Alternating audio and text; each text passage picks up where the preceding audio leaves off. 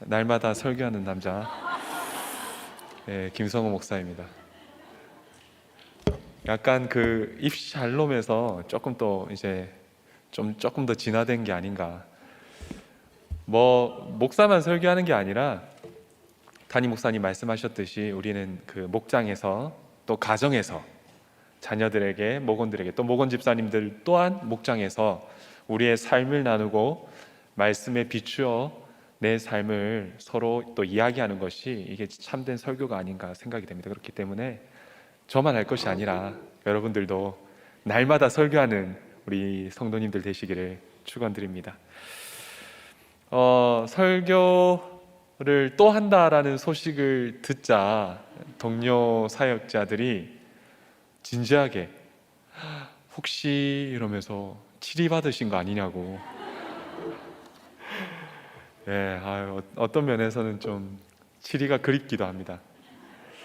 어떤 목사님은 또 그러시더라고요. 나가라는 거 아니냐, 너 혼자 못 깨닫는 거 아니냐. 참 아직 먹여 살려야 할 자식은 없는데 처가 있어가지고 아무튼 이 설교가 참 저에게는 유익한 시간이면서도 또 십자가에 달리는 또 시간들이었습니다. 오늘 묵상할 본문은 요한복음 9장입니다. 오늘 큐티 본문입니다. 주일날 분이 예배가 있는 날은 큐티를 잘 안 하시더라고요. 그래서 제가 오늘 본문으로 또 설교를 좀 준비했습니다. 같이 예배를 드리면서 또 오늘 본문 큐티 말씀도 좀 묵상해 봤으면 좋겠습니다. 9장을 묵상하기 전에 이제 요한복음이 시작됐는데요. 제가 이제 에베소서 끝으로 이렇게 해서 너무 기뻤었는데 성경은 이 끝이 안 나더라고요. 우리 주님 오실 때까지 끝나지 않습니다. 우리 주님 오실 때 그때가 우리의 끝이고 그래서 이제 에베소서가 끝나고 요한복음이 시작됐어요.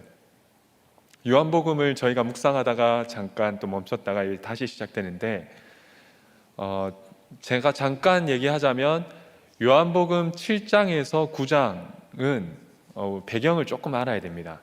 왜냐하면 7장에서 9장의 모든 사건들은 장소와 어떤 큰 어떤 배경이 동일하기 때문에 배경을 조금 살펴보면 지금 이스라엘은 큰 축제 가운데 있습니다.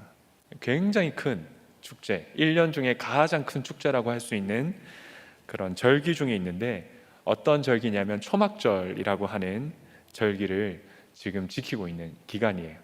7장에서 예수님께서 잠깐 또 늦게 올라오셨죠. 예루살렘에 초막절을 지키기 위해서 올라오셨다가 어떻습니까? 본인을 생명수로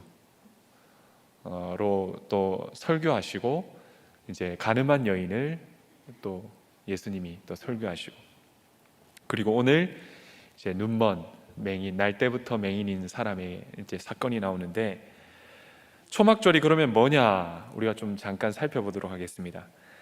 우리나라의 큰 절기가 뭐가 있죠? 설날, 추석, 또 정월 대보름도 있고 모든 게 어떻습니까? 추수, 농사와 관련되어 있습니다. 그리고 근현대에 들어서는 식민 통치 아래 있던 우리나라의 주권과 독립을 되찾게 되었던 이 큰 전환점이 된 시점 뭐가 있죠? 이 3.1절도 있습니다.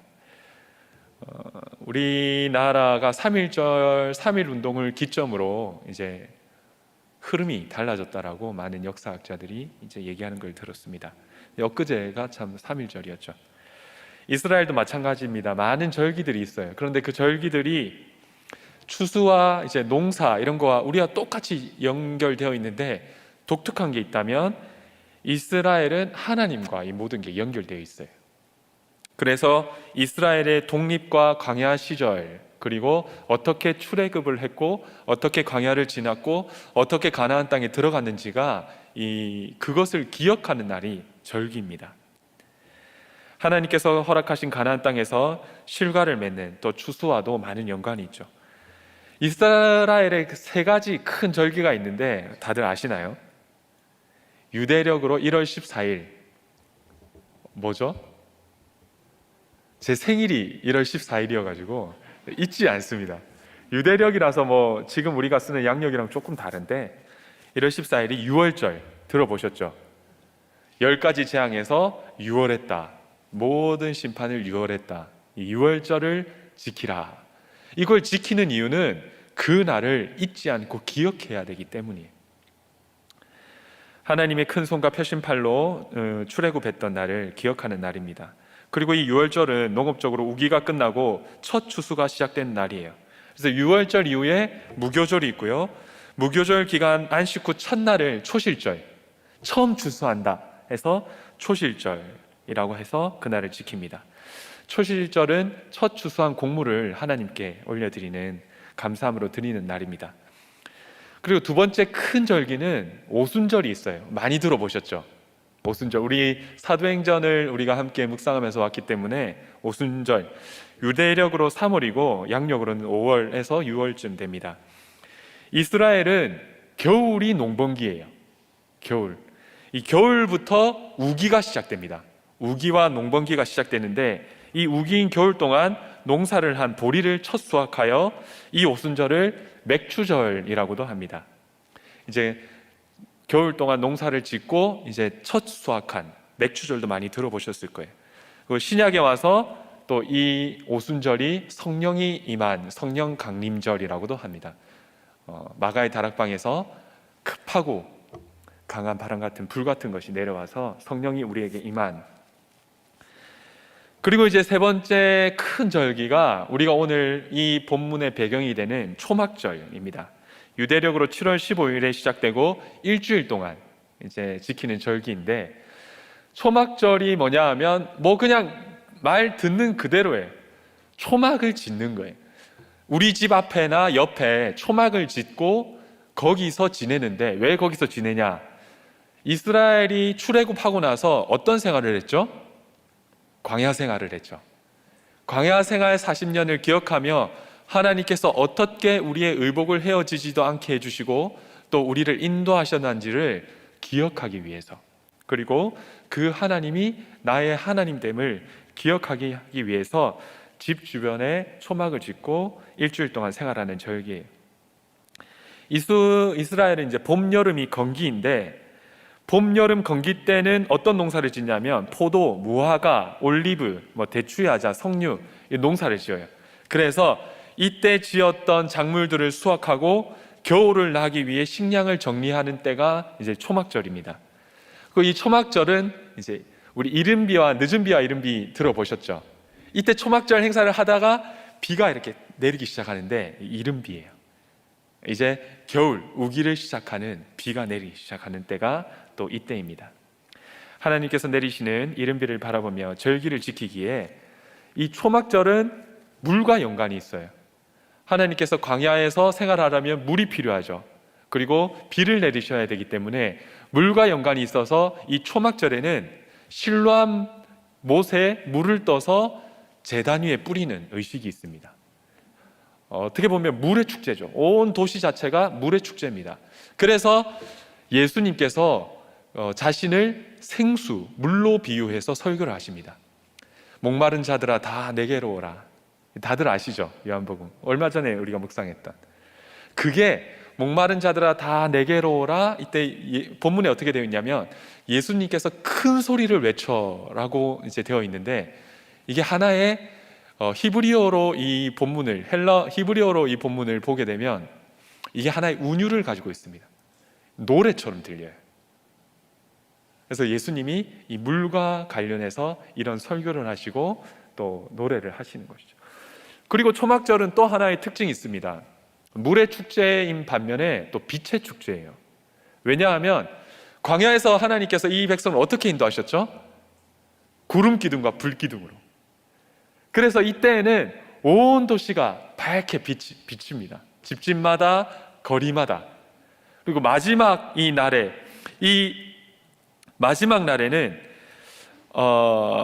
쉬미니 아체레트라고 하는데, 이 초막절 마지막 날이 호산나 라바, 큰 구원의 날이고 그 다음 날이 이제 쉬미니 아체레트라고 해서, 이 날은 뭐냐면 호산나 라바의 밤에 이 여인의 뜰을 4개의 기퉁이에서 불을 엄청 밝혀요. 밝히면 온 도시가 다 밝힙니다.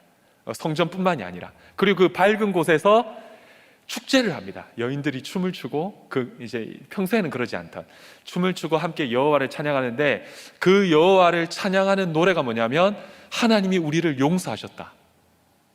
화답하고 답가하고, 부르고 또 답가하고, 이렇게 하면서 밤새 하고, 그 다음 날 이제 이 시미니 아츠레트로 이제 마무리를 짓고 이제 초막절이 끝나는데, 이들이 불렀던 찬양과 감사가 뭡니까? 우리를 용서하셨고 우리를 인도하셨다. 그리고 날이 새자 가늠한 여인이 온 거예요. 이들이 밤새 우리를 용서하셨다라고 고백했는데 예수님께서 죄 없는 자가 돌로 쳐라. 아무도 칠 수 없었던 거죠. 용서하셨던 그 하나님을 본인들이 밤새 찬양했기 때문에, 그리고 온 도시가 밝게 있었기 때문에 그 간임한 여인에게 예수님 뭐라 하십니까? 내가 세상의 빛이다. 빛으로 설교하시는 거예요. 환히 밝혀져 있는 이때에 어떻게 우리가 죄를 지을 수 있겠습니까?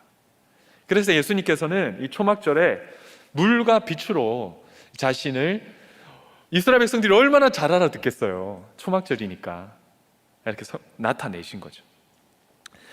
그리고 오늘 9장에 한 번 더 자신을 빛이라 말씀하십니다. 이제 요한복음 9장에서 한 번 더 예수님 자신을 빛이라고 드러내시는데, 9장 4절에서 5절 제가 읽겠습니다.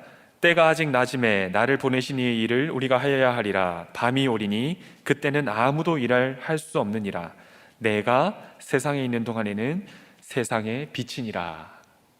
그래서 예수님께서 자신을 빛이라고 말씀하신 이 배경을 우리가 조금 알 수 있다면, 그리고 이때가 초막절이라는 것을 알 수 있다면, 우리는 본문을 조금 더 또 풍성하게 묵상을 할 수 있는 것이죠. 그래서 이 9장을 우리가 큐티할 때 배경을 제가 잠깐 설명을 드렸습니다. 그리고 이제 이런 배경을 가지고 9장 1절에서 7절까지 우리가 함께 좀 보도록 할 텐데, 1절입니다. 제가 읽겠습니다. 예수께서 길을 가실 때에 날 때부터 맹인된 사람을 보신지라. 초막절을 지키시고 설교하시고, 자, 예수님께서 이제 어떻습니까? 길을 가시고 계세요. 길을. 어떤 집사님이, 또 제가 설교한다고 하니까 어떤 집사님이 평소에도 이제 휘문에서 친분이 있던 이제 새 가족이셨고, 또 제가 기초 양육을 했었던 분인데 문자가 왔어요. 목사님 어디 가시는 거 아니냐? 또 설교한다니까. 가긴 어딜 갑니까? 저는 이제 집에 가야죠. 끝나면 집에 가는데, 예수님께서 어떤 목적을 가지고 길을 가십니다. 그 목적이 어디죠? 십자가죠. 십자가. 예수님의 모든 초점은 십자가에 있습니다. 그 십자가의 사명을 지어야 하기에 얼마나 마음이 힘드시겠습니까? 설교해야 한다라고 하며 길을 가는 저도 이렇게 마음이 힘이 드는데, 평생을 십자가만을 바라보고 가신 우리 주님은 얼마나 힘들고, 그 마음을 알아주는 제자들 옆에 사람들도 없고 홀로 이 길을 가시기에 얼마나 외롭고 얼마나 고단하셨겠습니까? 그러나 목적을 향해 길을 가실 때 누군가 보시고 가던 길을 멈추십니다. 우리는 목적이 있을 때, 뭔가 바쁠 때 잘 안 멈춰요. 왜냐하면 그 일이 너무 중요하다 생각하면. 근데 예수님께서는 십자가를 향해, 어떤 일보다 중요한 일이었던 십자가를 향해 길을 가시다가 누군가를 보시고 멈추세요. 누구를 보셨죠? 1절에 나오죠. 날 때부터 맹인된 사람을 보신지라. 날 때부터 맹인, 세상을 한 번도 본 적이 없는, 살아오다 실명이 되면 보고 싶은 마음이라도 있을 텐데 본 적도 없고 볼 의지도 볼 마음도 없는 그런 사람을 그는 못 보지만 예수님이 보신 거죠. 예수님의 관심이 어디 있습니까? 가던 길에 있던 것이 아닙니다. 목적이 있고 해야 할 일들이 많아요. 그런데 우리 예수님은 목적지가 아니라 사람에게 관심이 있습니다. 어떤 사람? 날 때부터 맹인인 사람. 십자가를 지시는 이유도 사람 때문인 것이죠. 구원 때문이신 거죠. 제가 주일날도 제가 이렇게, 저는 예수님이 아니기 때문에 설교가 힘들다고, 제가 이제 투정 아닌 투정으로 설교 때 뭐 그냥 우스갯소리로 설교가 너무 힘든데 토요일 날 신방을 잡아서 신방을 갔다 왔다 한 그 신방을 잡은 그 초호님이 어제 또 신방을 잡아주셨어요. 분명히 제가 힘들다 얘기했는데 어제 또 신방을 잡아주셔가지고 그 초호님과 또 신방을 다녀왔습니다. 초호님 너무 감사합니다. 예. 저는 이제 설교를 위해 길을 가던 중이었는데, 저는 신방이 어떤 신방이었냐면 이제 우리 초원의 부목자님 아버님을 영접하는 신방이었는데, 설교로 길을 가던 중이었기 때문에 사실 보고 싶지 않았어요. 내 목적이 있으니까. 근데 저는 못 봤지만 우리 초원님과 목자님께서 저는 보지 못했지만 날 때부터 맹인이었던 한 사람을 또 대신 봐주시고 또 저와 함께 가주신 것이죠. 부목자님 아버님 영접 신방이었는데 교회를 가본 적이 없다 그러세요. 그리고 우리들 교회를 부목자님을 따라 이제 2번을 오셨는데 아버님이 이제 약간의 치매 증상이 있으시고 또 폭력성이 너무 심해지셔서 요양원에 계시다가 요양원에서 잠깐 이제 폭력성이 심해져서 약을 타러 나오기 위해서 요청해서 그 약을 타러 나왔을 때 잠깐 면회가 되는 그런 시간이었어요. 왜냐하면 지금 요양원에 면회가 안 되잖아요. 그러니까 이때가 이제 기회인 거예요. 제가 너무 잘 알죠. 저희 아버지도 요양원에 계실 때 면회가 안 되고 이런 약이나 외래 진료도 사실상 좀 엄격하게 되는데, 그때 이제 이 부목자님이 영접 신방을 드려야겠다. 언제 또 아버님을 뵐 수 있을지 모르니까. 근데 그 아버님이 어떤 아버님이냐면 어렸을 때부터 이 부목자님을 굉장히 힘들게 하던 아버님이세요. 부목자님 마음에 상처가 많고 두려움이 많고 아버지에 대한 미움과 원망도 많고, 그리고 이 부목자님의 형제가 있었는데 청년 시절 때 죽었다고 합니다. 근데 이 형제가 죽은 이유도 아버님 때문이라는 그 원망이 이 부목자님 마음 가운데 너무 컸어요. 그래서 부목자님이 보낸 그 문자에는 본인도 아버님 뵙는 게 너무 두렵고 무섭고 영접할지도 모르겠고 너무 두렵고 무섭다, 오랜만에 뵈서 너무 더 두렵다라고 이제 문자를 주셔서 제가 그 문자를 받고 큰일 났다, 우리 아버지 같은 분인가? 내가 가도 소용이 없을 텐데 이렇게 무서운 분을 왜 나를 부르셨지? 진짜 저도 두려웠어요. 저희 아버지 생각이 나가지고 부목자님 댁에 도착을 했어요. 그래서 초원님과 또 목자님과 함께 이제 두려운 마음으로 그 부목자님 댁에 올라갔는데, 아버님이 이렇게 앉아 계시는데 아버지가 키도 크시고 이렇게 앉아 계신데 너무 귀여워 보이시는 거예요. 너무 귀여워 보이시고, 그래서 아버님 어디 불편하시냐, 힘든 적 없냐 막 이렇게 얘기하니까 이제 혼자 있어서 또 외롭고 뭐 이렇게 부푸고 가슴이 답답하고, 그래서 제가 그러면 이 목사가 가슴에 손을 대고 기도해 주겠다 해서 기도를 해드리고 이야기를 나누는데, 아버님 이러면서 뭐 하는데 본인이 버스 운전을 하셨다 그러는 거예요. 평생 버스 운전해서 버스 운전 얘기를 많이 하시는 거예요. 이거다. 왜냐하면 아버님, 제가 우이동 버스 종점에 살았습니다. 이러니까 그때부터 아버님이 막 이제 대화가 막 그 버스 정점에 꼭 가봐라, 거기가 뭐 하면서 계속 버스 얘기를 하시고, 어머니가 17살 때 시집을 오셨다 그래요. 그리고 10살 연하라 그럽니다. 이거다, 아버님 저도 그래서 내가 아버님 완전 도둑놈이시네요 이러니까 아버님이 옛날에 그런 소리 많이 들었다고. 그러면서 이제 그때부터 저희 아버지 이야기를 하고 이제 복음을 전하고, 아버님 지금 천국 가면 가실 자신 있냐? 없으시다. 왜 없으시냐? 얘기하시길래 이제 어머니에게 용서를 구하는 시간을 드리고, 그래서 아버님이 어머니에게 잘못했다라고 이런 수도 없이 셀 수 없지만 사과를 하니 어머님이 막 우시더라고. 아들에게도 용서하는 시간을 구하고, 그리고 그 아버님에게 이제 예수를 전했습니다. 아버님, 뭔가 잘하고 잘못해서가 아니라 예수를 믿음으로 우리는 천국 갈 수 있다. 그러고 저와 같이 이제 영접 기도를 하는데 너무 다 따라 하시는 거예요. 너무 잘 따라 하시고 끝에 아멘 하시고, 아들도 아버지에게 사랑한다는 말을 또 하고, 아버님 아들한테 부목자에 아들도 아버지한테 사랑한다 한번 해라 이러니까 아버님이 평소에 그런 말 많이 들었대요. 근데 아들은 한 적이 없거든. 아들이 정말 힘든 입술을 떼서 또 사랑한다 말씀을 하고, 같이 온 초원님과 목자님도 복음을 전하고, 그리고 이제 감사 인사를 하고 나가는데 아버님이 계속 그 다리가 불편하신데도 벌떡 일어나가지고 얘기하시는 게, 그 버스 종점에 꼭 가보라고, 그 버스 종점에 꼭 가보시라고 마지막까지. 알겠다고 지나다니면서 아버님 생각하시겠다고. 정말 아버님 아들도 없고 며느리도 없는 어떤 순간에도 하나님 앞에 섰을 때 내가 예수 믿는다, 이거 하나만은 잊지 마시라고. 하나님 은혜였습니다. 저는 설교 때문에 지나치고 가고 싶었지만 우리 예수님 어떻습니까? 그 십자가는 대단한 사명 앞에서도 돌아보십니다. 맹인된 사람이 요청한 것도 아니에요. 왜요? 맹인된 사람은 요청을 할 수가 없어요. 왜냐하면 불편한 게 없거든요. 날 때부터 맹인이었기 때문에 불편한지도 모릅니다. 본 적이 없기 때문에 그들이 요청을 할 수가 없어요. 그렇지만 예수님이 보셨습니다. 가던 길을 멈추고 보셨던 것이죠.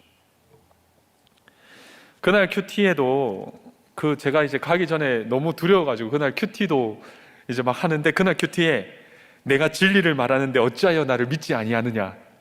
실패다. 저는 이 생각했거든요. 믿지 않는다고 하니까. 우리 하나님께서는 우리의 생각이 아니라, 목적이 아니라 어떻습니까? 맹인된 한 사람을 돌아보시는 분이신 거죠. 그 사람을 돌아보신지라. 돌아보십니다. 나눔 질문 드립니다. 나는 어떤 길을 바쁘게 가고 있습니까?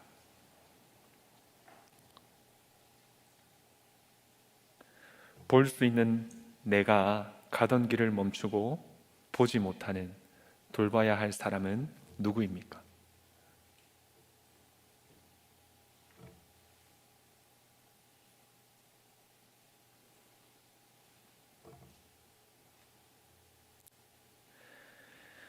이 본문을 묵상하다가 또 한 사건이 기억났어요. 이스라엘에 지금 1년에 한 번 있는 너무 큰 축제잖아요. 물의 축제, 빛의 축제, 물과 빛이 환한 그 축제가 한 번 있는 축제인데, 우리들 교회에서도 1년에 단 한 번 있는 축제가 있습니다. 뭐죠? 수련회. 우리 청소년, 청년, 얼마 전에 우리 취약 부서까지 1년에 단 한 번 온 힘을 다해 말씀으로 우리가 축제를 하는데, 작년에 코로나가 이제 터지기 전에 전국 청년부 수련회를 했어요. 전국 단위로. 얼마나 대단합니까? 그리고 첫 번째 수련회였습니다. 그때 이제 제가 그 담임 목사님께서 금요일 날 강사하셨어요. 금요일 날 강사하셔서, 그때 제가 이제 담임 목사님 수행원으로 수행을 하고 있어가지고 목사님을 모시고 수련회를 갔다가, 이제 목사님께서 정말 은혜로운 말씀을 전해주시고 우리도 다 은혜 받고 집으로 돌아가는데, 가던 길을 이제 멈추는 사건이 있었습니다. 뭐냐 하면, 이제 목사님이 이제 금요일이잖아요. 금요일 밤에 설교를 하시고 이제 주일날 또 설교가 있으신 거예요. 그래서 어떻게든 목사님을 안전하고 빨리 모셔드려야겠다, 머릿속에 이 생각만 있었던 거죠. 그래서 가다가 보니까 기름이 떨어진 거예요. 분명히 출발 전에 땡땡땡땡 소리가 났어요. 몰랐습니다. 저 진짜 이게 약간 제가 차만 타면 약간 그 공황이 오는 것도 좀 있는 것 같고, 옛날에 제가 있어가지고 몰랐어요. 정말 꿈에도 몰랐습니다. 기름이 떨어져. 큰일 났다. 고속도로에서 졸음 휴게소가 보여가지고 졸음 휴게소로 급히 들어갔습니다. 목사님이 여긴 왜 가니? 그러시더라고요. 기름이 떨어졌습니다. 이렇게 차를 멈추고 제정신이 아니었어요. 그때 목사님께서 날 때부터 맹인이었던 저를 돌아보셨습니다. 날 때부터 맹인이 아니라 날 때부터 병신이었죠. 어떻게 기름을 그러면서 저에게 하신 말씀이, 저 같으면 어떻게 하겠습니까? 미쳤냐? 저 같으면, 목사님이 그랬다는 게 아니라, 내일 지금 내가 설교인데 뭐 하는 짓이냐? 제가 만약에 남자고 상사니까, 뭐 교회를 안 다녔다면 상사였다면 밖으로 멱살을 잡고 끌고 나가가지고 조인트를 까면서 남자니까, 예, 저희는 그런 또 군 생활을 했기 때문에 목을 조르고 초크를 하고, 네가 그래서 문제다, 네가 그래서 안 되는 거야 이러면서 막 이게 상식적으로 말이 되냐면서, 이게 뭐 기름이 떨어지는 게 말이 되냐 난리를 쳤을 텐데, 담임 목사님 정말 그 설교의 설자도 안 꺼내시더라고요. 정말로 설교의 설자도 꺼내지도 않으시고, 네가 문제다 뭐 하면서 이게 어떻게 될 거냐 막 하면 그 한마디도 안 하시고, 정말이에요, 저를 위로해 주시는 거예요. 나도 시집살이 해봐서 아는데 많이 이렇게 깜빡깜빡 한 적이 많다. 내가 정말 너가 이해가 된다. 너무 이렇게 정말 너가 이해가 된다. 그러면서 본인도 이제 잘 못하는 게 있고, 사람마다 잘하는 게 있고 못하는 게 있고, 은사대로 쓰신다. 하나님은 그 역할대로 은사대로 쓰신다. 그 은사대로 저는 이제 몇 달 뒤에 잘렸는데 은사대로 쓰신다. 뭐 자른다 이런 말도 안 하셨어요. 그냥 너무 위로해 주시는, 위로하면서 그래서 보험회사는 언제 오냐, 또 막 위로해 주시면서 그러면서 보험회사는 언제 오냐. 진짜 위로로 갈구는 새로운 그런 어떤 이게 대단하시더라고요. 담임 목사님 그 어머님도 그러셨잖아요. 그 돈 벌 필요 없다고, 무슨 그 돈은, 그러니까 목사님이 스스로 돈을 버셔서 들이셨다고. 새로운 스킬을 습득했습니다. 혼낸다고 되는 게 아니에요. 위로로 갈구는. 차라리 혼을 내시지. 아니, 농담입니다. 그때 너무 많이 위로를 받고, 진짜 너무 많이 지금도 이제 생각하면 너무 아찔했고, 정말 내가 날 때부터 맹인이구나, 보지 못하는 사람이구나. 목사님께서 왜 기름을 안 넣었냐, 왜 못 받냐 한마디도 안 하셨어요. 내일 설교인데 어떻게 하려느냐, 네가 책임지냐, 설계 설전 안 하셨어요. 뭐 그때도 제가 약간 공황도 오고, 저도 거의 뭐 그때 생각하면은 거의 삼자대면 하는 수준의 어떤 그런 어떤 패닉 상태가 빠졌는데, 우리는 어떤 사건이 생기면 왜를 외칩니다. 왜라는 인과에 우리는 묶여서, 그 인과 끝에 뭐가 있습니까? 원망의 대상이 있는 것이죠. 왜 너 때문이다, 네 탓이다, 왜. 제가 설교를 한다고 하니 제일 많이 들었던 말도 왜입니다. 왜 뭐 잘못했냐, 어디 가냐, 왜. 근데 오늘 제자들도 똑같습니다. 유대 사회가, 유대도 하나님을 믿는 이 모든 것들이 왜라는 것으로 이제 많이 해석을 합니다. 2절을 제가 읽겠습니다. 제자들이 물어 이르되 랍비여, 이 사람이 맹인으로 난 것이 누구의 죄로 인함이니까?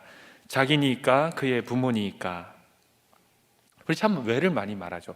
어떤 사람이 길을 가다가 너무 이쁜 여성과 얼굴이 자유분방하게 생긴 남성이 걸어가면 왜? 남자가 돈이 많구나, 우리 스스로 이제 결론을 내립니다. 뭐 약점 잡혔나? 이 세상은 왜를 말해요. 전생에 나라를 구한 게 틀림없어. 예수님 왜를 말하지 않아요. 왜냐하면 왜를 말하는 것이 맹인에게 아무 도움도 되지 않기 때문입니다. 왜를 말하는 것이 날 때부터 맹인인 저에게 아무 도움도 안 돼요. 아무 위로도 안 되고. 예수께서 대답하시되 이 사람이나 그 부모의 죄로 인한 것이 아니라 그에게서 하나님이 하시는 일을 나타내고자 함이라. 왜가 아니라 하나님이 하시는 일을 나타내고자 함이 사건이다. 문제의 원인이 아니라 그 사람을 통해서, 날 때부터 한 번도 빛을 보지 못한 그 사람을 통해서, 날 때부터 죄인이었던 우리를 통해서 한 번도 의가 뭔지 선이 뭔지 그리스도가 뭔지를 깨닫지 못하는 우리를 위한 일이라고 말씀하십니다. 그리고 이것은 4절에 나를 보내신 이의 일이라 똑같은 말이에요. 하나님이 하시는 일, 나를 보내신 이의 일, 한 번 더 말씀해 주십니다. 왜 나에게 이런 부모가, 왜 나에게 이런 사건이, 왜 나에게 이런 일이가 아니라 하나님께서는 그 역할대로, 그 은사대로, 그리고 그 사람의 모습대로, 그 사람의 존재대로 하나님께서는 하나님의 일을 행하십니다. 나눔 질문 드립니다.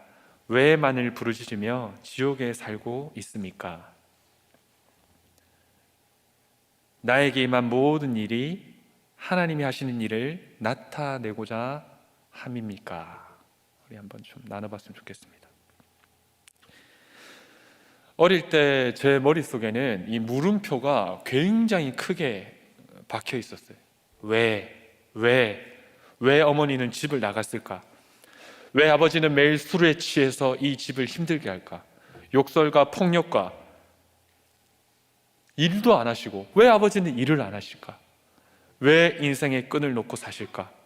왜 나는 이런 가정에 태어났고 왜 나는 이렇게 살아야 되나? 왜 내가 뭘 잘못했나? 왜 원망의 대상이 필요했고 누가 나를 뭔 말이라도 해서 왜 내가 이런 지옥 같은 집에 살아야 되는지 누가 좀 알려줬으면 좋겠더라고. 내가 뭘 그렇게 잘못했는지. 저는 섬에 살았기 때문에 집 앞이 바다였어요. 뭐 섬이라고 하면 사람들이 그 축구 차면 공이 바다에 빠지냐 뭐 그런 뭐 막 저는 또 이 선부심에 우리는 그런 곳이 아니다. 대우조선과 삼성조선이 있고 뭐 국민소득이 높고 막 이런 그런 섬의 열등감이. 그래서 저는 이제 집 앞에 나가면 바로 바다였어요. 공 차면 빠집니다. 바다였어요. 바다에 나가서 밤에 정말 어머니도 안 계시고 아버지 혼자 술 취했으면 바다에 저 혼자 나가서 하늘을 향해서 진짜 원망을 많이 했어요. 제 말을 할 곳도 없고 하고 싶지도 않았고 저랑 제일 친한 친구조차 제 가정을 몰랐습니다. 지금도 연락하는 너무 친한 친구인데 하늘을 향해 욕을 했어요. 지금 참 돌아보면 하나님께 너무 죄송한데 하나님께 욕을 하며 왜를 부르짖었습니다. 그리고 왜를 안다 한들 뭐 달라질 게 있었을까? 안다고 달라질 건 없죠. 그런데 그 왜에 대한 답으로 하나님께서는 오랜 시간을 통해서 공동체를 통해서 말씀을 통해서 그 퀘스천에 대한 대답으로 하나님 저에게 말씀하셨어요. 이 일은 무엇입니까? 하나님을 위한 일, 하나님이 하시는 일을 나타내기 위해서다. 힘든 아버지로 말미암아 신학을 하게 되었습니다. 그리고 그 힘든 아버지로 말미암아 제가 예수를 믿게 되었고 내가 어디로 가야 하는지를 깨닫게 되었고 가족은 구원의 대상인 것을 알게 되었고 그 아버지의 구원을 위해 손과 발이 가는 적용을 할 수 있었던 것이죠. 그 외에 대한 대답으로 하나님께서는 귀한 공동체를 만나게 하셨고 예수 그리스도를 만나게 하셨습니다. 정말 그런 가정이 아니었다면 저는 예수를 알 수도 깨달을 수도 만날 수도 없는 악한 인생이었기 때문에 이 모든 일들은 그때 당시는 왜를 부르짖었지만 왜가 아니라 하나님께서는 하나님이 하시는 일로 저에게 대답을 해주셨습니다. 초막절이라는 큰 축제 때 수많은 군중들이 있었어요. 이스라엘 전역에 몰려왔기 때문에 이 맹인, 왜 맹인이 되었나가 아니라 맹인이었기 때문에 예수를 만나게 된 거죠. 왜 맹인은 맹인에게 중요하지가 않습니다. 그가 맹인이었기 때문에 전국에서 몰려왔던 수많은 사람 중에 예수님 제자들도 있고 얼마나 유력한 자들이 많았어요. 그들도 예수를 못 알아봤는데 그가 맹인이었기 때문에, 이는 저주의 사건이 아니라, 불행한 사건이 아니라 그가 맹인이었기 때문에 예수님이 그를 돌아보시고 그가 예수님을 만나게 된 것이죠. 이는 예수를 만나기 위한 하나님의 일을 나타내려고 나에게 주신 은혜의 사건인 것입니다. 하지만 우리가 예수님을 언제나 만날 수 있는 건 아니에요. 4절에서 5절에 뭐라고 말합니까? 밤이 오리니 그때에는 아무도 일을 할 수 없느니라. 밤이 오리니, 밤이 오면 그때는 만날 수가 없습니다. 만날 수 없는 날이 우리에게도 분명히 옵니다. 예수님이 세상에 있을 때에 우리는 만나야 합니다. 그 부목자님도 마찬가지죠. 코로나로 또 이런 잠깐 약을 타는 이 시점이 아니면 언제 밤이 올 줄 모릅니다. 시와 때는 우리가 알 수가 없어요. 기회가 있든 없든 우리는 내가 예수를 만나야 하고 예수를 전해야 하는 것이죠. 밤이 옵니다. 반드시 옵니다. 그때는 아무 일도 할 수 없습니다. 5절에 내가 세상에 있는 동안에는 세상의 빛이로다. 예수께서 우리와 함께 계신 이때에, 보혜사 성령으로 함께 계시는 이때, 종말의 때를 살아가는 우리는, 종말이 무엇입니까? 예수님의 초림과 재림 사이를 종말이라고 합니다. 초림과 재림 사이에 예수님이 이때 함께 하세요. 교회와 함께 하시고 목장에 모일 때 우리와 함께 하시고, 이때가 예수를 만나야 할 때입니다. 인생의 종말도 마찬가지죠. 내가 태어나고 죽는 그 시간, 구속사의 시간에 우리는 예수를 만나야 하는 것이죠. 우리들 교회 왔을 때 수많은 장례와 영접을 다니면서 늘 품었던 마음이, 하나님, 우리 아버지는요? 제가 이렇게 많은 영접을 다니고 많은 장례를 다니고 사역자여서도 간 것도 있지만 늘 제가 갔던 것은 한 가지, 딱 담임 목사님 말씀, 다른 사람의 구원을 위해서 나아가면 내 가족은 책임져 주신다. 정말 이타적으로, 물론 뭐 저는 사역이기 때문에 조금 더 이렇게 규율이 있기 때문에 조금 더 편할 수도 있죠. 예. 해야 될 일이기도 했기 때문에. 하지만 그럴 때마다 그냥 일이라 생각하지 않고 정말 구원을 위한 마음으로 나갈 때마다, 하나님, 우리 아버지는요? 우리 아버지는요?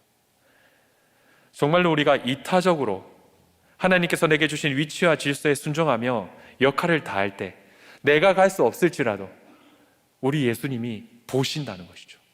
가신다는 겁니다.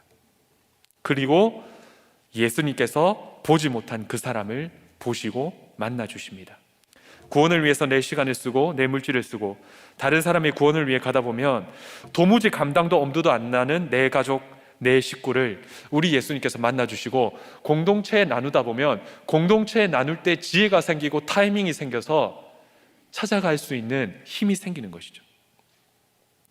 묻고 나누다 보면 십자가는 타이밍이라고 했어요. 그 최고의 타이밍이 그 묻고 나누는 그 순간에도 함께 하시는 예수님께서 알려주세요. 그래서 제가 영접을 많이 다녔는데 정말로 본인은 아무 의지가 없는데 목장에서 목자님이 본인의 이야기를 하면서 빨리 찾아가야 된다, 예수님 전해야 된다, 그래서 이렇게 가서 영접한 경우를 제가 많이 겪었습니다.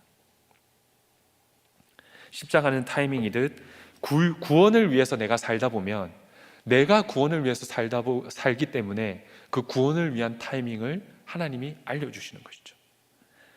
최고의 타이밍을 하나님께서 허락해 주십니다. 언제 끝이 나나, 왜만 부르짖을 것이 아니라 시와 때는 오직 하나님께 있는 것을 알고, 우리가 왜가 아니라 이것은 예수를 만나기 위한 사건이구나, 하나님의 일, 하나님이 하시는 일을 나타내고자 함의 사건이구나를 깨달을 때, 저뿐만 아니라 이 구원의 감격을 우리는 누릴 수가 있는 것이죠.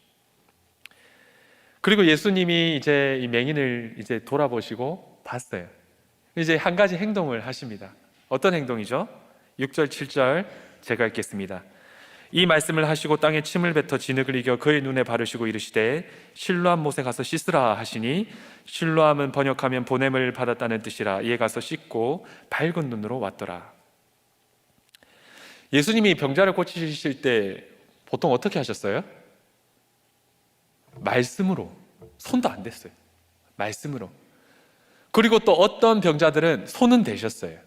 왜냐하면 굳이 손을 댈 필요는 없었지만 손을 대심으로 그와 동일한 공감하며 체류하며 그 자리까지 나아가고 위로하는, 어쩌다가는 손을 대셨는데 여기서는 어떻습니까? 땅에 침을 뱉어요. 그리고 지금 코로나 때 침 뱉으면 큰일 나죠. 침을 뱉고 진흙을 이겨요. 진흙을 이기고 그 진흙을 맹인의 눈에 붙입니다. 이렇게 해야 고칠 수 있었냐? 아니에요. 우리는 보면 예수님 그냥 말씀으로도 고칠 수 있었습니다. 그러면 곰곰이 생각해봐요. 그러면 예수님 침에 어떤 특별한 효력이 있나? 백신, 화이자, 뭐죠? 모더나, 이런 것처럼 거기에 특별한, 이분은 하나님이시니까 특별한 성분이 있어가지고 아니에요.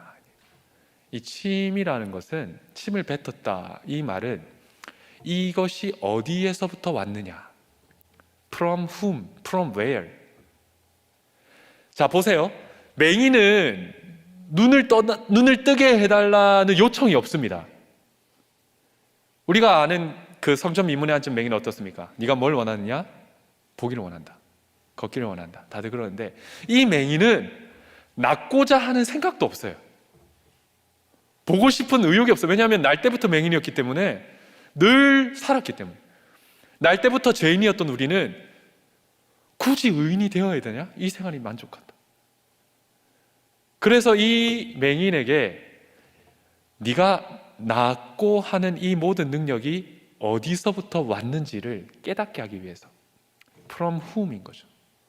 From where? 출처를 말합니다. 어디서부터 흘러왔는가가 중요해요. 맹인이 딱 눈을 붙이고 이게 느껴질 거예요. 이 진흙이 이거 예수님께로부터 이게 붙여졌구나. 실로암까지 걸어갈 때마다 그게 이제 생각이 나는 거예요. 맹인이 생각합니다. 이거는 제자들의 사상이나 어떤 사회 통념이나 사람들의 도움이 아니라 예수 그리스도, 하나님께로부터 뭔가가 흘러나온 이것을 기억하며 걸어가는 것이죠. 이걸 생각하면 우리가 좀 이해가 됩니다. 하나님께서 이 땅을 창조하실 때 어떻게 창조하셨죠? 사람을 빚으실 때 흙으로 빚으시고 코에 생기를 넣으십니다. 그 사람은 나의 생기가 하나님께로부터 왔다는 것을 기억하는 것이, 그게 에덴 동산의 가장 중요한 원칙이었어요. 내가 주인이 아니라 하나님이 주인이다. 눈을 뜨고 싶은 간절함이 없었고 맹인인 것도 불편함이 없었던 그가 늘 구걸하며 살았기에 한 번도 세상을 본 적이 없어요. 그래서 자기 눈에 붙은 이 흙을 생각하면 이 흙이 누가 붙여주셨고 어디에서부터 왔는지 알게 되는 거죠. 제사장도, 레위인도, 부자도, 의사도 아닌 예수께로 온 것을 기억합니다. 그리고 예수님이 말씀하십니다. 이 흙을 붙이고 실로암까지 걸어가서 거기서 씻어라. 자, 붙이는 것까지 됐어요. 그러면은 붙이고 그냥 붙였다. 내가 예수고 내가 고쳐줬다. 그리고 딱 떼고 그냥 끝나도 되는데 실로암까지 걸어가라 그래요. 왜 그랬을까? 왜 계속 이 흙을 붙이라 하셨을까? 이 사람은 아까 좀 전에도 얘기했지만 중간에 시력을 잃어버린 사람이 아니에요. 날 때부터 소경입니다. 태어나면서부터 한 번도 빛을 본 적이 없어요. 한 번도 빛을 못 본 사람이 빛의 필요성을 인식하지도 못하죠. 그래서 내가 뭐가 문제인지도 모르는 겁니다. 나는 시력을 상실해서 빛이 필요하다. 여기에 대한 감각이 절박하지가 않아요. 한 번도 빛에 대해 경험해 본 적이 없기 때문에 우리 역시 마찬가지예요.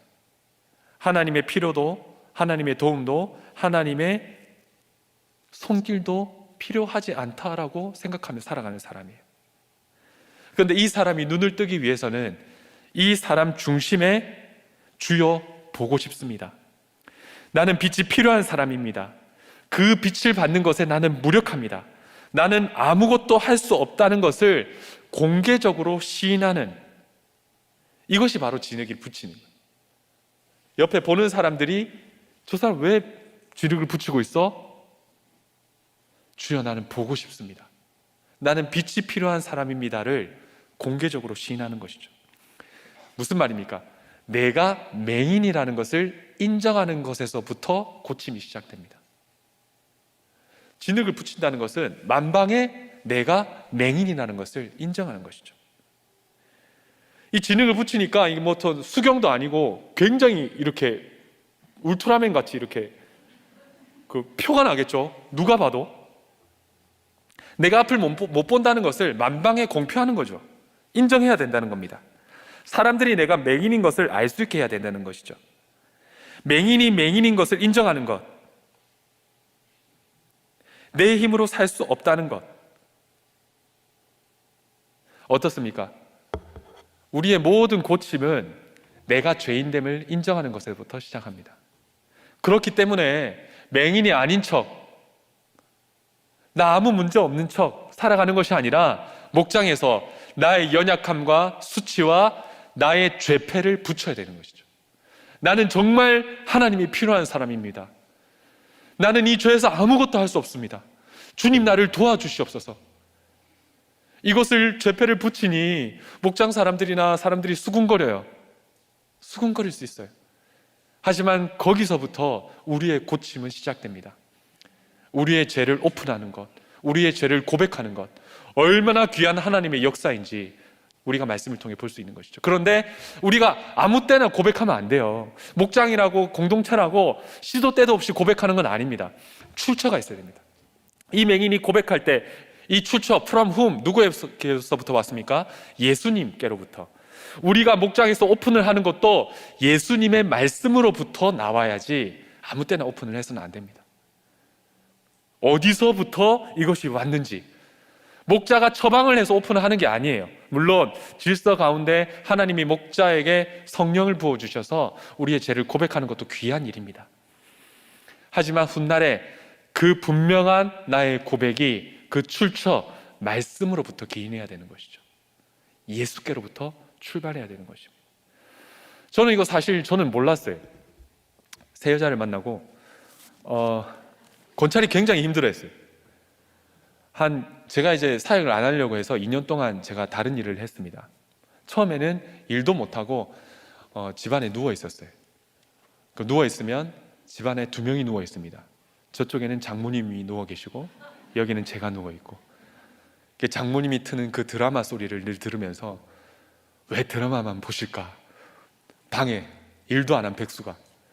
그렇게 있다가 이제 가게 일을 하기 시작했어요. 스파게티 가게를 같이 하다고. 왜냐하면 저는 이제 목회를 하면 안 된다라고 생각했기 때문에. 많은 시간이 지나고 이제 목회를 이제 시작하기 위해서 기도하고 준비하고, 또 저희 스파게티 가게에 저희 선배, 후배, 동기, 선교사님들이 다 찾아와서 저에게 동일하게 하는 말이 사역해라, 사역해라. 막막했습니다. 어떻게 될지 몰랐어요. 근데 이제 사역의 준비가 저도 안 됐는데 저희 권찰도 안 된 거예요. 왜냐하면 이 사람이 분명히 사역하다가 또 저짓할지 모른다. 그래가지고 권찰이 너무 힘들어했어요. 그래서 권찰이 어느 날 제가 이제 그저 잠시 다녔던 교회의 전도사님에게 상담을 한 거예요. 우리 남편이 결혼 전에 3명의 여자를 만났다.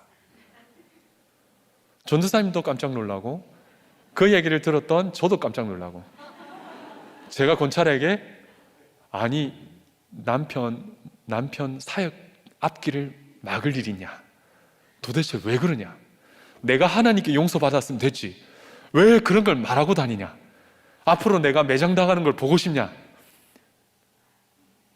그렇게 권찰을 다그쳤습니다. 진흙을 눈에 못 붙였던 것이죠.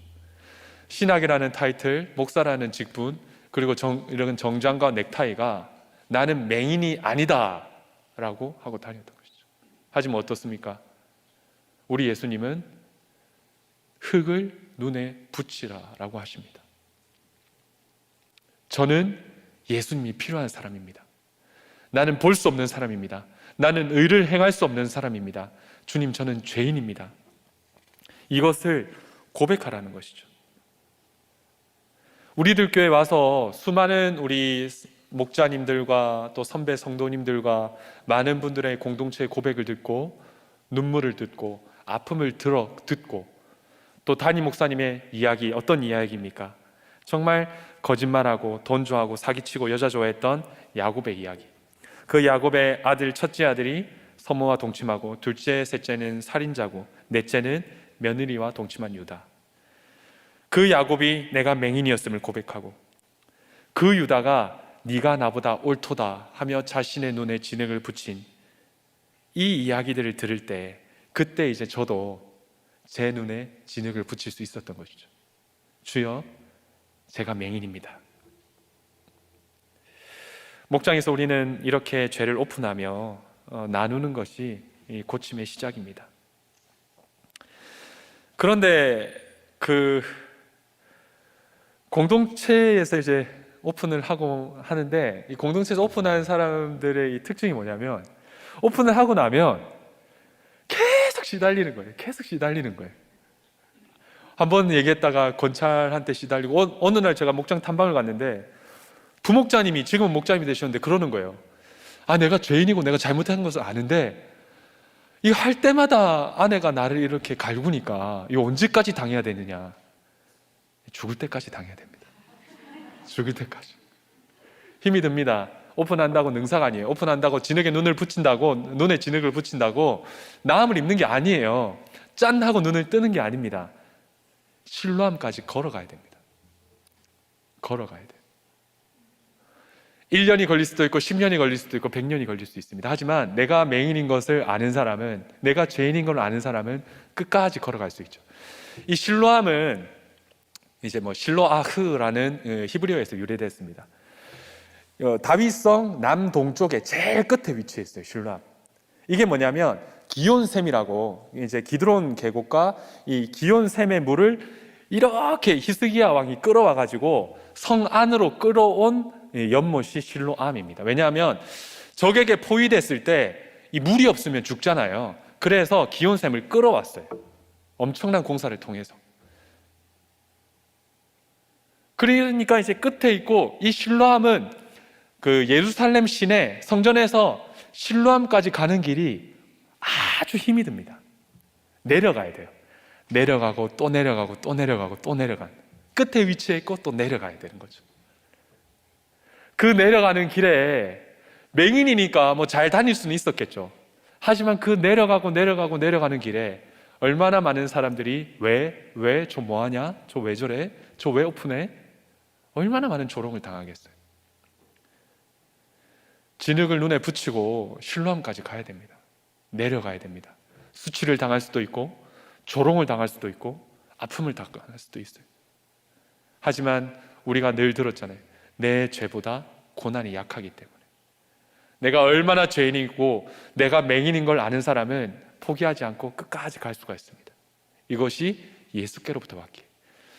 목회자 세미나 때 어떤 집사님이 간증을 하셨어요. 간증을 하셨는데 동성애 관련된, 이제 본인이 동성애자였다, 남자분이셨는데 하고, 그러고 나서 이제 간증을 하고 안대를, 눈에 진흙을 붙이고 가는데 여기 판교 화장실에서 우리들 교회 성도인지 외부인인지 모르지만 막 수군거린 거예요. 동성애자였대. 왜 그래? 막 이러면서 조롱하는 겁니다. 얼마나 힘든지 몰라요. 하지만 우리는 진흙을 붙여야 되죠. 왜냐하면 예수께로부터 낮아지고 또 낮아지고 아픔이 있어도 우리는 포기하지 말고 실로암까지 가야 됩니다. 제가 우리들 교회 처음 왔을 때 8월 정도 지나서 아웃리치를 간 적이 있어요. 아프리카 말라위 아웃리치를 갔었는데 아웃리치를 이제 사역자 신분으로 갔죠.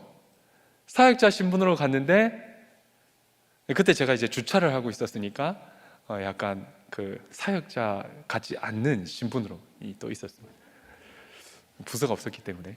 그리고 이제 또 저의 이런 음란함을 또 나누면 청년들이 되게 싫어했어요. 특히 여자 청년들이 너무 싫어했어요. 짐승처럼 쳐다보고 도무지 이해가 안 된다. 참 힘들었어요.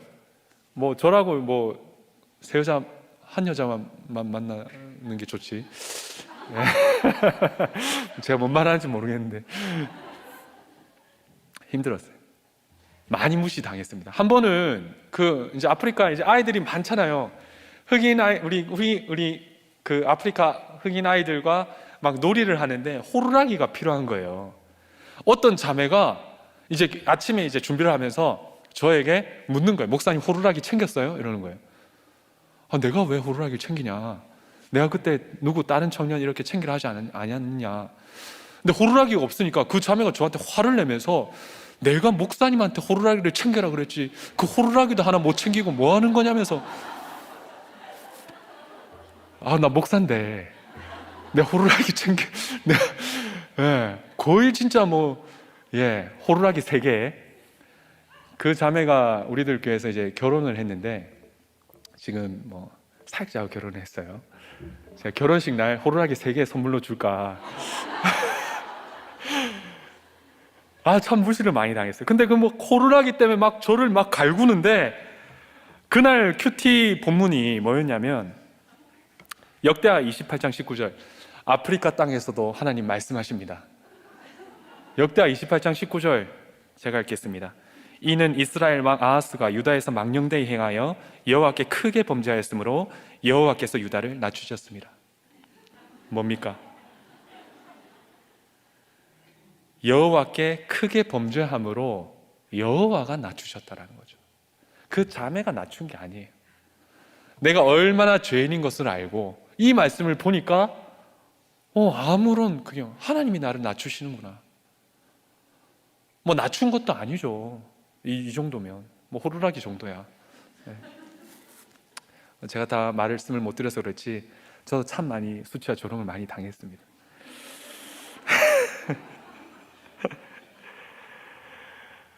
유다를 낮추셨습니다. 여호와께 범죄함으로. 아프리카 땅에서 이걸 큐티하는데 너무 위로가 되고 주님 맞습니다. 제가 하나님께 범죄하였습니다. 제가 하나님께 범죄하였기 때문에 하나님이 나를 낮추셨구나. 신뢰함까지 내려가야 됩니다.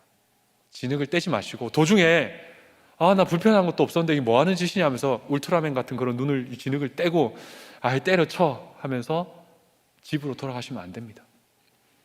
신뢰함까지 내려가셔야 되고 좁고 구불거리고 낮은 그 목까지 우리는 가야 됩니다.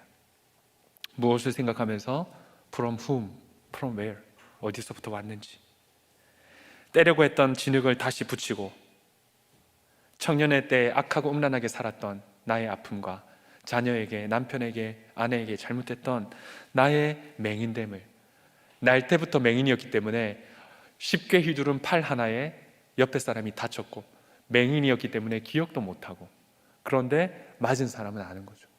내 맹인이니까 그래 이유가 안 됩니다. 날 때부터 맹인이었기 때문에 수많은 상처를 심지어는 숨 쉬는 것조차 상대에게 상처를 주는 존재가 우리의 존재입니다. 이것을 깨닫고 하나님이 나를 낮추셨구나. 그 가파른 길을 잘 내려가셔야 되는 거예요. 언제까지 이렇게 시달려야 됩니까가 아니라 죽을 때까지 그 피해자의 마음이 아물 때까지. 이번 주 설교를 듣고 가해자들이 힘을 얻었는데 그러시면 안 돼요. 가해자가 용서를 강요해서는 안 됩니다. 가해자가 용서를 강요하는 건 정말 용서를 안 받으면 그건 그냥 그게 당연한 거예요. 의무가 아니고 책임이 아니에요. 기다려야 돼요. 그리고 내가 목사님 말씀처럼 피해자이면서도 가해자임을 깨달을 때 내가 색동옷을 입고 다니면서 저 형들이 얼마나 나를 시기했을까 가해자임을 깨달을 때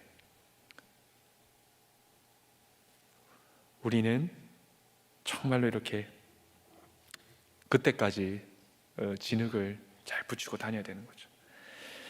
하나님께서 되었다 하는 그 시간까지 주여 나는 날 때부터 맹인입니다. 진흙이 어디서 왔는지를 기억하며 손가락질과 조롱을 당해도 좁고 가파른 길을 잘 내려가야 되는 것이죠. 그리고 이제 나는 죽었구나 하는 그때에 어떻습니까? 우리 주님께서 나를 살리시고 나 혼자 부활하는 것이 아니라 뭐라고 기록되어 있습니까? 예수와 함께 부활하고 예수와 함께 영광 가운데로 들어가는 것이죠. 나는 죄인입니다. 이 죄패를 잘 붙이시길 바랍니다. 그러니 어떻게 되었습니까? 7절 후반절입니다. 함께 읽겠습니다. 시작. 이에 가서 씻고 밝은 눈으로 왔더라. 아멘. 아멘. 날 때부터 맹인이었던 그 사람 눈에 마치 빛이 있으라 하셨던 창조와 같이 자기 눈 안에 창조가 시작됩니다.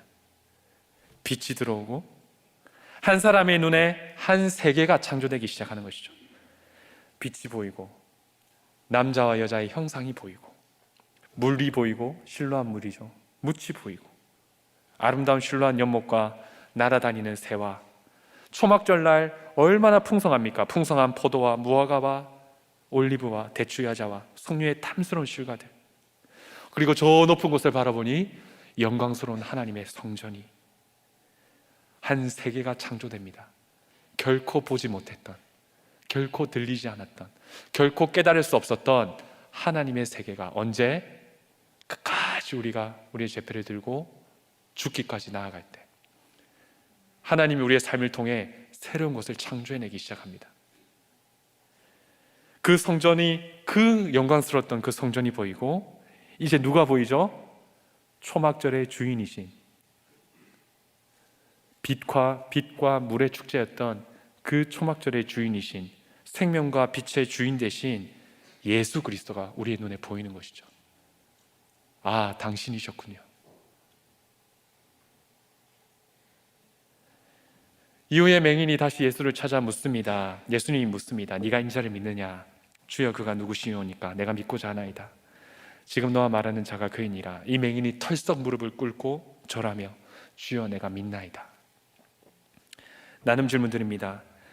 내 눈에 진흙을 잘 붙이고 오픈하며 가고 있습니까? 아니면 진흙을 떼어버리고 죄인이 아닌 척 살아가고 있습니까? 참 우리가 뭐 하나라도 있으면 참 진흙 떼기 쉬워요. 돈이라도 있고 저처럼 얼굴이 잘생겼거나 아니면 정말 죄송합니다. 뭐 하나라도 있으면 이 진흙 안 붙여요. 뭐하러 붙여요? 예수 없이 살 수 있는데. 진흙을 떼어버리고 죄인이 아닌 척 살아가고 있습니까?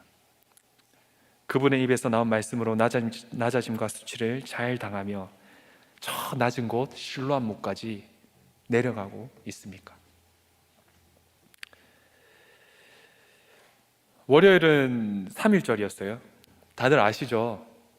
근데 3.1절을 어떤 초등학생한테 딱 보여주면서 이것을 읽어봐 했더니 초등학생이 뭐라고 읽었냐면 3.1절이라고. 3.1절. 뭔지 모르는 거죠. 모릅니다. 맹인이 한 번도 눈을 떠 빛을 본 것이 없었던 것처럼 한 번도 전쟁과 압박, 독립을 경험해보지 못한 우리들은 조국에 대한 간절함이 없습니다. 우리는 기억해야 합니다. 초막절과 유월절과 그 다음에 오순절을 통해서 기억하였듯이 우리는 항상 기억해야 합니다. 앞이 보이지 않고 어두웠던 조국 땅에, 깜깜했던 맹인과 같았던 이 조국 땅에 그 눈을 띄워주기 위해서 치러야 했던 많은 희생과 눈물과 처절한 부르짖음을 우리는 기억해야 합니다. 수많은 믿음의 선배들이 앞을 보지 못한 우리나라의 현실이, 그 나라의 조국의 현실이 마치 나의 현실인 것처럼 생각하고 맹인이 눈에 진흙을 붙인 것처럼 가슴에 태극기를 붙이고 대한독립을 외치며 수많은 핍박과 수모와 수치를 당하셨습니다. 어떤 이는 눈을 감아버리기도 했어요. 이건 나와 상관없는 일이야. 나 없어도 잘 살 수 있어. 나만 잘 살면 되지. 눈을 감아버리고 스스로 맹인이 되어 타협했지만 독립운동을 이끈 많은 분들이, 거의 대부분의 대다수의 분들이 믿는 성도들이었습니다. 지금 우리나라는 어쩌면 그때보다 더 위험한 상황을 맞이하고 있습니다. 그 당시 수많은 성도들은 문제를 인식하고 내가 맹인인 것을 인식하고 조국의 염려를 인식하고 목소리를 높이며 거리로 나아갔지만 지금은 어떻습니까? 너무 잘 먹고 잘 살기 때문에, 너무 잘 살기 때문에 굳이 눈을 뜨지 않아도 잘 사니까 물질과 안락에 나는 맹인도 좋아를 외치면서 살아가는 것이 지금의 현실입니다. 우리는 눈을 떠야 합니다. 3.1 운동을 이끌었던 민족 대표 33인 중 많은 분들이 기독교인들이었고, 이화 학당을 뛰쳐나가 거리에서 독립만세를 부르고 병천 거리에서 매봉교회의 지도자들, 그 아버님도 매봉교회 지도자였죠. 지도자들과 함께 독립을 외치다가 옥중에서 순교한 우리 유관순 여사의 나이가 불과 18살이었습니다. 지방에서 수많은, 여기 서울에서 시작된 이 운동이 지방에 수없이 펴져나갔는데, 그 지방에서 이 운동을 이끌었던 대부분이 중심이 어디였냐면 교회였어요. 놀랍습니다. 현재 어떻습니까? 생명과 가정을 그리고 교회를 무너뜨리는 수많은 악법들이 통과하고 있어요. 이 작금의 현실에 우리는 지금 눈을 감고 있지는 않습니까? 눈을 떠야 됩니다. 눈에 진흙을 붙이고 심장에 조국을 향한 예수의 마음을 가지고 우리는 기도하고 나아가야 할 때입니다. 느헤미야, 우리 다들 기억나시죠? 먼 페르시아 땅에서 조국의 소식을 들었어요. 그 소식을 듣자 조국 땅이 큰 환난을 당하고 능욕을 받으며 예루살렘 성이 허물어지고 성문이 불탔다는 소식을 듣고, 자기는 정말 잘 먹고 잘 사는데 그 소식을 듣고 울고 또 울고 옷을 찢고 수일 동안 슬피 울며 금식하고 또 울었다고 합니다. 이 시간 나와 내 아버지 집이 범죄했다고 나라의 눈을 감고 무관심했던 나의 맹인됨을 회개하며 나아갔으면 좋겠습니다. 나라를 향한 불붙는 우리가 심장을 가지고 하나님 나라와 복음을 위해서 우리가 큰 절기인 또 이 3.1절을 기억하며 우리가 이 시간 기도하며 나갔으면 좋겠습니다. 예, 뭔가 마이크 소리가 들리더라고요. 내가 뭐 너무 길어서 이제 청문회를 길게는 안 하겠어요. 이제 지난주에 하도 했어. 근데 아프리카 아울리치 가서 호루라기 3개를 준비하라고 그랬는데 그거가 작은 일이에요, 큰 일이에요. 호루라기 그거 없으면 큰일 아니에요? 근데 목사한테 날라당 쳤다고 이렇게. 그게 제가 준비하는 게 아니라 네. 다른 지체가 준비하는 거였어요. 제 담당이 아니라. 목사님한테 준비하라고 그랬다며. 그래서 제가 저한테 준비하라고 해서 제가 다른 누구를 시켰어도 책임은 목사님이 져야 되는 거지. 그러니까 저게 한 가지가 10가지인 게 그날 금요일 날인데 밤에 이제 6시니까 그러니까 내가 알펜시아 강원도를 가는데 정말 설교 때문에 갔다가 그 밤으로 오는 거거든요. 그러면 떠날 때부터 기름 체크를 해야 되잖아요. 모든 목사님들이 거기서 수고하고 그랬는데 떠날 때 기름을 넣고 가겠습니다 했어요, 본인이. 그러고는 새까맣게 잊어먹고, 그래서 그 고속도로 한 군데 섰잖아요. 그것도 밤중 12시에. 그래가지고 내가 그때는 뭐라 그러겠어요. 내 생명을 담보하고 있는데. 나도 나 살자고. 그래가지고 진짜 내가 한마디도 안 했는데, 자기 또 매를 버네 오늘 이 얘기를 해가지고. 그러니까 정말 우리 목사님이 이 망각이 있어. 뭘 시키면 맨날 다 잊어먹어, 안 해. 그냥 배째라야 그냥. 그러니까 정말 저 목사님 저걸 어떻게 하면 저거를 고치지? 라고 생각하는데, 그래서 물론 나도 잊어먹는 게 많아가지고 너무나 그날 위로를 정말 내가 했어요. 진짜 이게 얼마나 기가 막힌 일인가. 그런데 왜 말은 저렇게 잘하는데 왜 맨날 그렇게 잊어버리지? 그것이 알고 싶어요. 날 때부터 맹인이요. 저렇게 넘어가요. 근데 여러분 너무 믿으면 안 돼요. 그러니까 그렇지만은 진짜 만약에 그 아프리카 가서 그 호루라기가 너무 중요한데 맨날 이렇게 잊어버렸다 그러면 어떻게 해, 그죠? 그러니까 이게 큰 진짜 예, 우리가 다 은사대로 쓰이긴 하지만은 그래서 내가 이제 우리 김 목사님하고 같이 하다가 내가 지레 죽을 것 같아서 바꿨죠. 예, 바꿨는데 그거는 진짜 이렇게 어떻게 하면 저거를 진짜 이렇게 고치지요?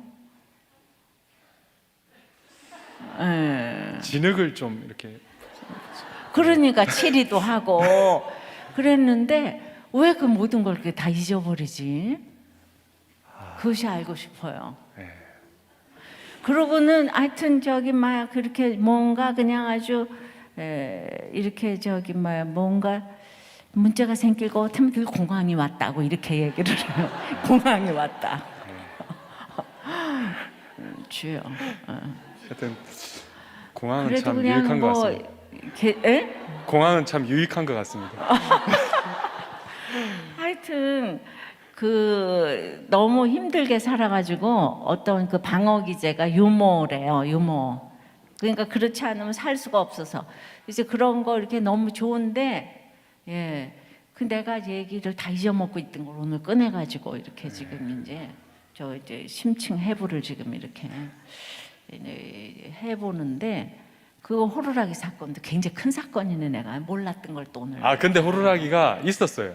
에? 제가 그렇게 담당했던 그 청년들이 있었는데 네. 그 자매가 저를 계속 이제 구박했던. 근데 그런 자기가 이렇게 시켰어도 항상 그걸 컨펌을 하고 챙겼어야 되는 거죠.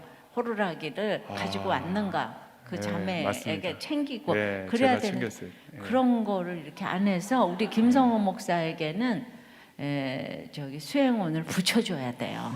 예. 그냥 맨날 챙겨야 돼. 그리고 내가 필요하지 않고 하는데 맨날 내가 챙겨야 돼. 그거 했냐 안 했냐 또 했냐 안 했냐. 그러니까 필요가 없어. 저 사람 예. 수행원이 못 돼. 쓸모가 없어요. 내가 수행원을 해야 돼. 목사님 홀로 서기를 위해서 제가. 네. 아니 그래가지고 은사가 각각이긴 하지만 네. 그래도 있잖아 구원의 일에 그렇게 이제 이렇게 뭔가 이렇게 잊어버리고 망각하고 이거는 큰 정말 그 뭔가 그냥 하여튼 그걸 뭐라고 그건 아주 정말 큰 예. 내가 여기서 이렇게 예, 단어가 다른 생각이 안 나. 큰 거식입니다. 예. 그랬다가는 진짜 사소한 일이 항상 큰 일이 되거든. 예. 그래서 뭐 내가 핑계기도 한데 예. 저희 같이 또 힘들게 살아온 사람들은요 예. 스스로 또 자기를 보호하기 위해서 또 있는 게 있더라고요. 잊어버리는 게 있다고. 예, 근데 이 일을 하다 그러니까 그리고 지금 자기가 생각하기에 맞아서 이렇게 내 얘기를 안 듣는 게 너무 많아. 확신이 가득 차가지고. 예. 그러니까 봐요. 첫날에 저기 설교 52분 했는데 2분은 1시간 더 넘게 하고 3분은 더 길게 해서 좀 길게 했다고 얘기를 했는데도 두 번째도 똑같이 그냥 지난주에도 똑같이 길게 하고 그러니까 무슨 말을 하면은 자기 생각이 옳기 때문에 이렇게 이제 안 듣는 게 있어. 그래도 우리 너무 즐겁고 좋잖아요. 그래서 맨날 다 넘어가는 거예요. 넘어가지만은 오늘 그 저기 뭐야 그 휘발유 사건하고 호루라기 사건 그게 한 가지가 10가지인 거지. 예, 맞습니다. 목사님. 예, 그러니까 나는 이 저 권찰 마음을 너무 이해를 하는 거예요. 저희 권찰이요? 예, 예.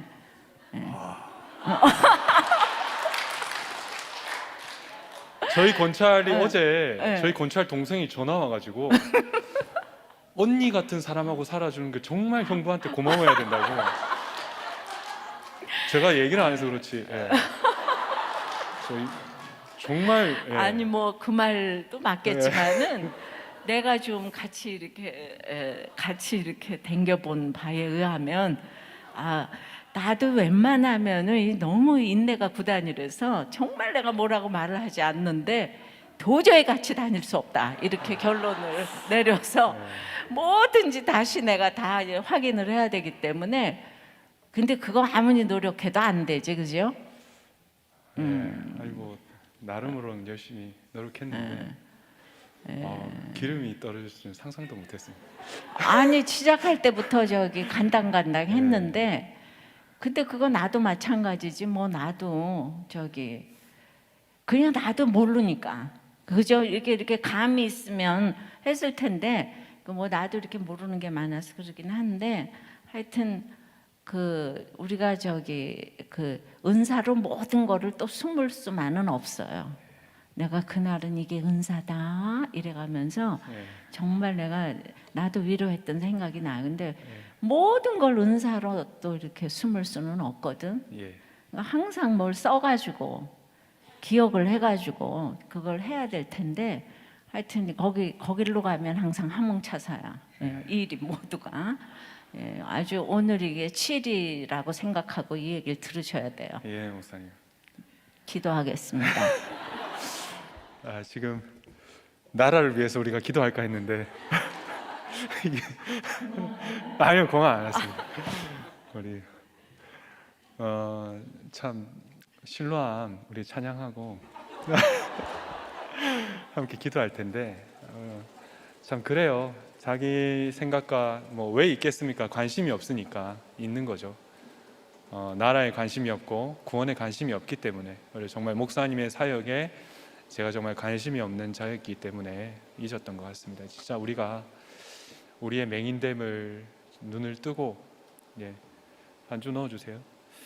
예, 맹인됨에 눈을 뜨고 이 시간 정말 나라를 위해서 우리 찬양하시고 함께 좀 기도했으면 좋겠습니다.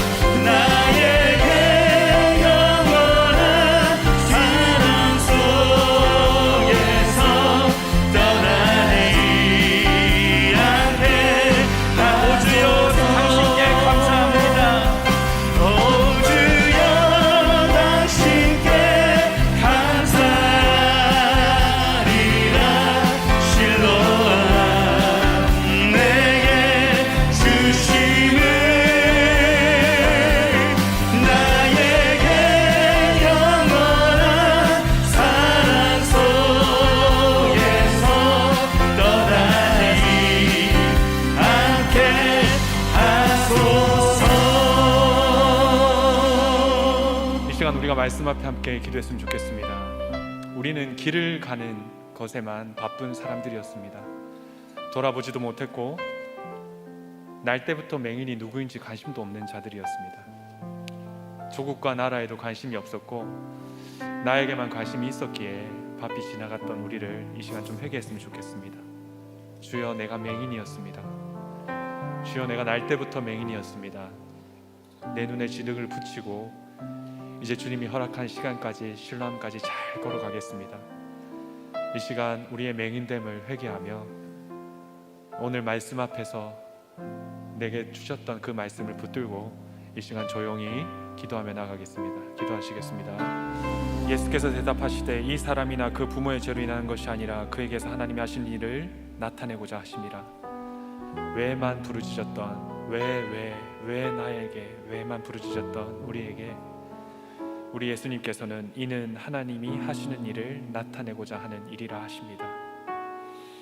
이 시간 정말 우리의 모든 사건과 형편을 주님께 아뢰기를 원합니다. 그리고 이는 이 일을 통해 예수를 보게 해달라고, 맹인이었던 나를 주님 찾아와 달라고. 저는 앞을 보지 못합니다. 주님 나를 만나달라고 이 시간 함께 기도했으면 좋겠습니다. 그리하여 정말 나의 수치의 죄패와 아무에게도 말하지 못했던 그 연약함을 내 눈에 붙이고 내 눈에 바르고 나는 주님의 도움이 필요한 자입니다 고백할 때 주님은 우리의 눈을 씻겨주십니다. 이 시간 우리의 연약함을 주님 앞에 아뢰며 또 한 번 더 기도할 것은 우리가 정말 3.1절을 기억하며 이 나라를 위해 조국을 위해 기도했으면 좋겠습니다. 조국의 문제 앞에 눈을 감고 있었던 내가 맹인이었습니다.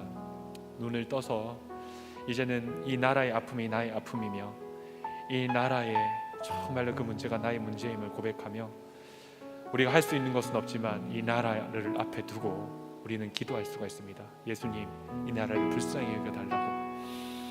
수많은 악법들이 통과되며 우리도 알지 못하는 것들로 인해서 생명이 정말로 교회가 핍박을 받는 시기입니다. 이 나라에 정말 하나님의 뜻이 드러나는 하나님의 일이 되는 시간이 되게 해달라고 우리 자신과 나라를 위해서 한 번 더 또 우리가 속으로 주여 부르짖고 기도하며 나가겠습니다. 기도하겠습니다.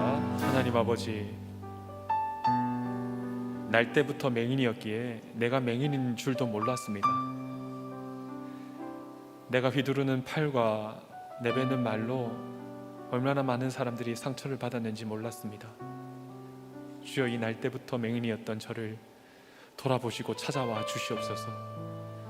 스스로 눈을 뜰 수도 없고 스스로 행할 수 있는 것이 아무것도 없습니다. 할 수 있는 일은 그저 예수의 말씀에 의지하여 내 눈에 진흙을 붙이는 것뿐이오니 주님이 주신 이 말씀대로 내 눈에 진흙을 잘 붙여서 실로암까지 내려가게 하여 주시옵소서. 주여, 그 길이 참 힘들고 긴 길이고 낮아지고 수치받는 이 일이 스스로는 할 수 없고 하나님이 주신 귀한 환경을 통하여만 가능한 일이오니 이 모든 환경이 하나님의 일을 나타내고자 함을 깨닫게 하여 주시옵소서. 내게 주신 수많은 일들을 통하여서 하나님이 나를 보내신 자의 일이 드러나게 하여 주옵시고 우리의 연약한 맹인됨과 삶을 통하여 그리스도가 영광받는, 하나님이 높임을 받는 사건들이 되게 하여 주시옵소서. 하나님 아버지, 우리의 연약함으로 많은 공동체 기도 제목을 내어놓았습니다. 이 모든 기도 제목 가운데 주님 기름 부어 주옵시고 이 모든 기도를 들으시고 하나님 흠양하여 주옵시며 이 모든 사건이 구원의 사건이 되게 하여 주옵시고 정말 하나님, 하지만 우리가 연약한 육신을 입은 자들입니다. 주님, 발아엎기는 낫게 하여 주옵시고 고쳐 주옵시고 주님 회복시켜 주시옵소서. 우리의 가정을 깨뜨리며 우리의 신앙을 무너뜨리며 우리가 진흙을 붙이고 있다고 조롱하는 모든 더럽고 악한 권세가 이 시간 예수의 이름으로 떠나갈지어다, 떠나갈지어다, 떠나갈지어다. 밝히 눈을 뜨게 하시는 그리스도의 권세로 이제는 맹인이 아니라 눈을 뜬 자로 이 땅을 걸어가게 하시고 이제는 내가 보지 못하는 것이 아니라 분명히 밝히 보여주시는 하나님의 말씀을 붙들고 사명 감당하는 우리들이 되게 하여 주시옵소서.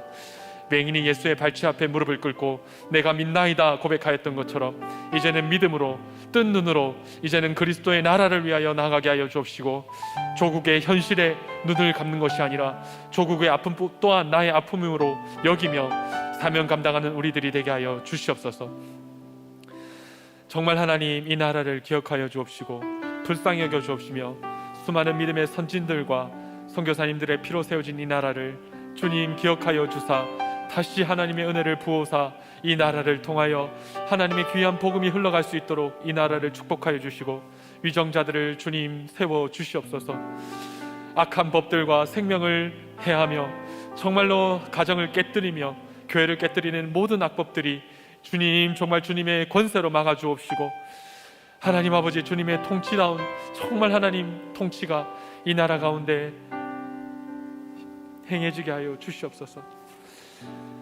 그를 위하여 애통하며 정말 눈물 흘리며 나아가는 우리들 교회를 주님 기억하여 주옵시고 이 교회에 정말로 수많은 자들이 나와 이 교회에서 은혜의 못에 눈을 씻고 눈을 뜨는 공동체가 되게 하여 주옵시며 많은 자들이 바른 것을 보고 말하며 함께 나아갈 때 이 교회를 통하여 하나님의 귀한 복음이 전해지게 하여 주옵시고 교회를 위하여 애통하며 눈물 흘리며 이 자리를 끝까지 지키시는 담임 목사님을 영육간에 붙들어 주옵시고 하나님의 귀한 크신 권능과 오른팔로 주님이 붙들어 주옵시고 말씀을 전할 때마다 한량없는 성령을 부어주사 주의 일을 나타내는 귀한 주님의 일꾼으로, 주님의 귀한 종으로 쓰임받게 하여 주시옵소서.